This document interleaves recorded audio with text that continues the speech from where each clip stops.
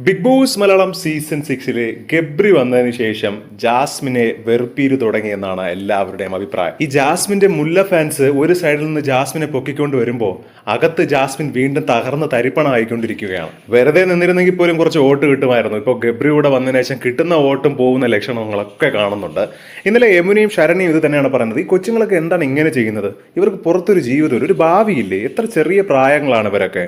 ഇവർ ഇങ്ങനത്തെ വേണ്ടാത്തനം കാണിക്കുന്നത് എന്തിനാണെന്നാണ് അവർ രണ്ടുപേരും അങ്ങോട്ടും ഇങ്ങോട്ടും സംസാരിക്കുന്നത്. കാരണം ഇന്നലെ യമുന അവിടെ ബാത്റൂം ഏരിയയിൽ പൊക്കിക്കൊണ്ടിരുന്നപ്പോൾ പെട്ടെന്ന് ഗബ്രിയും ജാസ്മിനും കൂടി കെട്ടിപ്പിടിച്ച് കുറേ നേരം അങ്ങ് നിൽക്കുന്നു. ഇതൊന്നും ഫ്രണ്ട്ഷിപ്പ് ആയിരുന്നു ആരും കാണൂലടെ.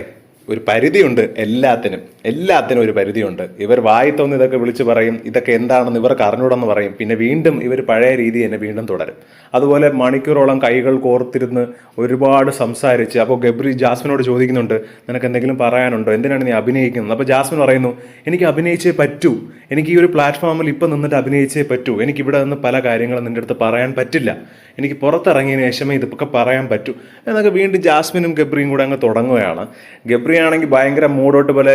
ഗബ്രിയുടെ പട്ടി ഷോയൊക്കെ നമ്മൾ ഒരുപാട് കണ്ടിട്ടുണ്ട്. മൂഡോട്ട് അടിച്ചിരിക്കുന്നതും തലകറങ്ങി വീഴുന്നതും ഒക്കെ അതുപോലത്തെ സംഭവങ്ങളാണ് ഇപ്പോൾ വീണ്ടും നടന്നുകൊണ്ടിരിക്കുന്നത്. എന്തിന് പല ഗ്രൂപ്പുകളിലും പറയുന്നുണ്ട്, ജാസ്മിന് കിട്ടിക്കൊണ്ടിരിക്കുന്ന വോട്ട് പോലും കുറഞ്ഞു തുടങ്ങി ഈ വേലത്തനം കാണിച്ച്.